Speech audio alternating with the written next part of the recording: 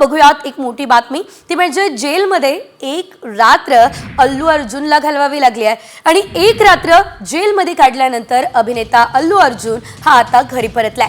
संध्या थिएटरमध्ये झालेल्या चेंगराचेंगरी प्रकरणात अल्लू अर्जुनला काल अटक झाली। चेंगराचेंगरीमध्ये एका महिलेचा मृत्यू झाला तर तिच्या 9 वर्षांच्या मुलाची प्रकृती अजूनही अत्यवस्थ आहे। याच प्रकरणामध्ये अल्लू अर्जुनला नामपल्ली कोर्टाने 14 दिवसांची न्यायालयीन कोठडी दिली होती। त्यानंतर कडक सुरक्षा व्यवस्थेत अल्लू अर्जुनची रवानगी जेलमध्ये झाली। मात्र तेलंगणा हायकोर्टाने अंतरिम जामीन दिला। अल्लू अर्जुन आज घरी परतला। अल्लू अर्जुनच्या घराबाहेर पोलिसांनी आता बंदोबस्त सुद्धा वाढवलाय।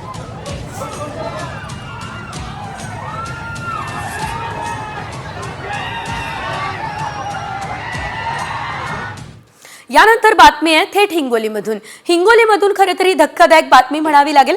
रुग्णालयामध्ये कॉटच उपलब्ध नाहीयेत, त्यामुळे 43 महिला रुग्णांना चक्क जमिनीवर झोपवण्यात आलं असल्याचं कळतंय।